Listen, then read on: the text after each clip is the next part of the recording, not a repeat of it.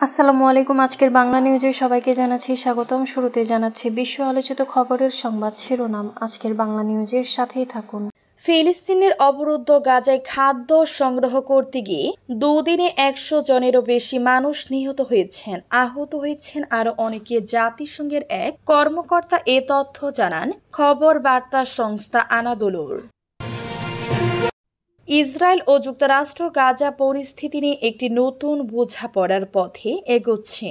তাই গাজায় কী ধরনের সামরিক পদক্ষেপ নেওয়া হবে তা নিয়ে সিদ্ধান্ত নেওয়া স্থগিত করেছেন ইসরায়েলের প্রধানমন্ত্রী বেনিয়ামিন নেতানিয়াহু। ইসরায়েলের বেন গুরিয়ন আন্তর্জাতিক বিমানবন্দরে ইয়েমেনের ক্ষেপণাস্ত্র হামলা লাখ লাখ ইহুদিকে আশ্রয় কেন্দ্রে পাঠাচ্ছে। ইয়েমেনি ক্ষেপণাস্ত্র হামলার আতঙ্কে লাখ লাখ ইসরায়েলি ইয়াহিয়া সারির দাবি। হাইপারসনিক শব্দের চেয়ে 5 গুণ গতিশীল ক্ষেপণাস্ত্রের পর এবার সবচেয়ে শক্তিশালী অপরমাণু বোমা আরও এক গণবিধ্বংসী মারণাস্ত্র প্রকাশ্যে এনে গোটা বিশ্বে ভয় ধরালো তুরস্ক। অপারেশন মহাদেবের পর এবার অপারেশন অখল।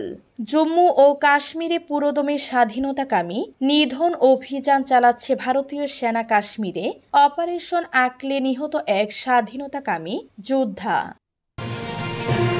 ঢাকা বিশ্ববিদ্যালয়ে প্রদর্শিত এক বিতর্কিত মানচিত্র নিয়ে ভারতের পররাষ্ট্রমন্ত্রী এস জয়শঙ্কর জানিয়েছেন, ভারতের কাছে এমন খবর আছে যে সালতানাত ই বাংলা নামে একটি গোষ্ঠী ওই মানচিত্র প্রকাশ করেছে। এতে ভারতের কিছু অংশ বৃহত্তর বাংলাদেশের অংশ হিসেবে দেখানো হয়েছে।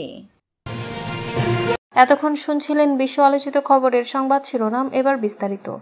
গাজায় খাদ্য সংগ্রহ করতে গিয়ে নিহত শতাধিক। ফিলিস্তিনের অবরুদ্ধ গাজায় খাদ্য সংগ্রহ করতে গিয়ে দুদিনে 100 জনেরও বেশি মানুষ নিহত হয়েছেন, আহত হয়েছেন আরও অনেকে। শুক্রবার 1 আগস্ট জাতিসংঘের এক কর্মকর্তা এ তথ্য জানান খবর বার্তা সংস্থা আনাদোলুর। প্রতিবেদনে বলা হয়েছে, জাতিসংঘের একজন কর্মকর্তা গাজা উপত্যকায় বেসামরিক নাগরিকদের ক্রমবর্ধমান প্রাণহানি এবং আহত হওয়ার বিষয়ে উদ্বেগ প্রকাশ করেছেন, বিশেষ করে যারা মৌলিক খাদ্য সরবরাহ নিশ্চিত করতে গিয়ে নিহত হচ্ছেন। মানবিক বিষয়ক সমন্বয় অফিস OCHA এর উদ্ধৃতি দিয়ে জাতিসংঘের উপমুখপাত্র ফারহান হক সাংবাদিকদের বলেন, খাদ্য অনুসন্ধান করতে গিয়ে বিপুল সংখ্যক মানুষ নিহত এবং আহত হচ্ছে বলে জানা গেছে। ফরহান হক বলেন, আমাদের মানবাধিকার সহকর্মীদের মতে গত 2 দিনে 100 জনেরও বেশি মানুষ নিহত হয়েছেন। ত্রাণবাহী বহরের পথে বা ইসরায়েলি সামরিক বাহিনীর বিতরণ কেন্দ্রের কাছে আরও শত শত মানুষ আহত হয়েছেন। গাজা নিয়ে নতুন বোঝাপড়ার পথে এগোচ্ছে ইসরায়েল যুক্তরাষ্ট্র। ইসরায়েল ও যুক্তরাষ্ট্র গাজা পরিস্থিতি নিয়ে একটি নতুন বোঝাপড়ার পথে এগোচ্ছে। তাই গাজায় কী ধরনের সামরিক পদক্ষেপ নেওয়া হবে তা নিয়ে সিদ্ধান্ত নেওয়া স্থগিত করেছেন ইসরায়েলের প্রধানমন্ত্রী। বিষয়টির সঙ্গে পরিচিত একটি সূত্র CNN-কে জানিয়েছেন, যদি হামাস যুদ্ধবিরতির প্রস্তাবে সম্মত না হয় তবে এই সিদ্ধান্ত আগামী সপ্তাহে আসবে। সূত্রটি বলেছে, এই সপ্তাহে আর কোনো সিদ্ধান্ত আসবে না। ইসরায়েলি সরকারের ভেতরে গাজা নিয়ে কি পদক্ষেপ নেওয়া উচিত তা নিয়ে মতবিরোধ রয়েছে। কেউ কেউ গাজা শহর ও অন্যান্য জনবহুল এলাকাগুলো ঘিরে রাখার পক্ষপাতী, আবার কেউ কেউ সরাসরি শহর জয় করার পরিকল্পনার পক্ষে বলেছে সূত্রটি। ইয়েমেনি ক্ষেপণাস্ত্র হামলার আতঙ্কে লাখ লাখ ইসরায়েলি। ইসরায়েলের বেন গুরিয়ন আন্তর্জাতিক বিমানবন্দরে ইয়েমেনের ক্ষেপণাস্ত্র হামলা লাখ লাখ বাসী ক্ষেপণাস্ত্র হামলা লাখ লাখ ইহুদিকে আশ্রয় কেন্দ্রে পাঠাচ্ছে। ইয়েমেনি সশস্ত্র বাহিনীর মুখপাত্র ইয়াহিয়া সারি শুক্রবার 1 আগস্ট এক বিবৃতিতে কথা বলেন। ইয়েমেনের আল মাসিরাহ টিভির প্রতিবেদন অনুযায়ী ইয়েমেনি সশস্ত্র বাহিনীর মুখপাত্র ইয়াহিয়া সারি শুক্রবার এক বিবৃতিতে বলেছেন, তার দেশের ক্ষেপণাস্ত্র ইউনিট তেল আবিবের পাশে অধিকৃত অঞ্চলে বেন গুরিয়ন বিমানবন্দরে সফলভাবে একটি গুরুত্বপূর্ণ অভিযান পরিচালনা করেছে। সারি বলেন, প্যালেস্টাইন 2 হাইপারসনিক ব্যালিস্টিক ক্ষেপণাস্ত্র ব্যবহার করে এই ক্ষেপণাস্ত্র হামলা চালানো হয়। তিনি আরও বলেন, এর ফলে 40 লাখেরও বেশি ইহুদি আতঙ্কিত অবস্থায় আশ্রয় কেন্দ্রে পালিয়ে গিয়েছিল। ইতিমধ্যে সে বিমানবন্দরে বিমান চলাচল স্থগিত করা হয়েছে।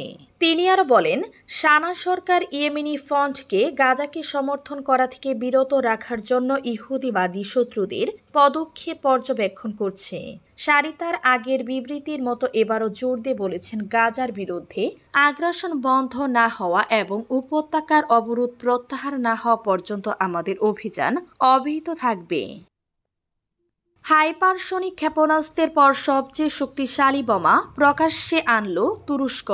হাইপারসনিক শব্দের চেয়ে 5 গুণ গতিশীল ক্ষেপণাস্ত্রের পর এবার সবচেয়ে শক্তিশালী অপরমাণু বোমা আরও এক গণবিধ্বংসী মারণাস্ত্র প্রকাশ্যে এনে গোটা বিশ্বে ভয় ধরালো তুরস্ক। যুদ্ধবিমান থেকে ওই বোমা ছুড়ে মারলে চোখের নিমিষে গুড়িয়ে যেতে পারে শত্রু দেশের একাধিক শহর। পাশাপাশি কৌশলগত পরিকাঠামো বা সামরিক ছাউনিকে পুরোপুরি নিশ্চিত করার ক্ষমতা রয়েছে বোমাটির। আর এতে চিন্তার ভাঁজ পড়েছে ভারত, ইসরায়েল সহ আমেরিকার কপালেও। ইউরোপের রুগ্ন মানুষ খ্যাত তুরস্ক গত কয়েক বছরে দুনিয়ার বিভিন্ন প্রান্তে চলা সংঘর্ষে বারবার খবরের শিরোনামে এসেছে একাধিক হাতিয়ার নিয়ে। সেই তালিকায় রয়েছে বেরজাস্টার টিভি-2, হামলাকারী ড্রোন থেকে শুরু করে রকেট এবং ক্ষেপণাস্ত্র। এবার কি তাতে যুক্ত হলো আশঙ্কার তৈরি সবচেয়ে শক্তিশালী অপরমাণু বোমা? নাকি কোনো যুদ্ধের প্রস্তুতি নিচ্ছেন প্রেসিডেন্ট রিসেপ তাইপ এরদোগান? উঠেছে এমন সব প্রশ্নও। কাশ্মীরে অপারেশন অকলে নিহত এক স্বাধীনতাকামী যোদ্ধা। অপারেশন মহাদেবের পর এবার অপারেশন অখল জম্মু ও কাশ্মীরে পুরোদমে স্বাধীনতাকামী নিধর অভিযান চালাচ্ছে ভারতীয় সেনা। শনিবার সকালে কুলগামে ভারতীয় সেনার অপারেশন এক স্বাধীনতাকামী নিহত হয়েছেন। তবে বিস্তীর্ণ এলাকা জুড়ে এখনও তল্লাশি ও স্বাধীনতাকামী দমন অভিযান চালাচ্ছে ভারতীয় সেনা। সোমবার শ্রীনগরে অপারেশন মহাদেবে পেহেলগাম হামলার 3 স্বাধীনতাকামীকে হত্যা করেছে ভারতীয় সেনা। মঙ্গলবার লোকসভায় এ বিষয়ে বিবৃতি দেন স্বরাষ্ট্রমন্ত্রী অমিত শাহ। ভারতীয় সেনা এবং জম্মু কাশ্মীর পুলিশের তৎপরতায় স্বাধীনতাকামীরা পালাতে পারেনি। উদ্ধার হয়েছে সে আগ্নেয়াস্ত্র বা পহেলগামে পর্যটক হত্যায় ব্যবহার করা হয়েছে সংসদে, এমনটাই দাবি করেন দেশটির স্বরাষ্ট্রমন্ত্রী। অপারেশনের মাত্র 5 দিন পরে ফের স্বাধীনতাকামী দমনে সক্রিয় হল ভারতীয় সেনা।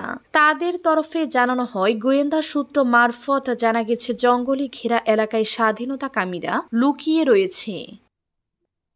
দাবিতে বৃহত্তর বাংলাদেশ মানচিত্রে ভারতের অংশ, যা বললেন জয়শঙ্কর।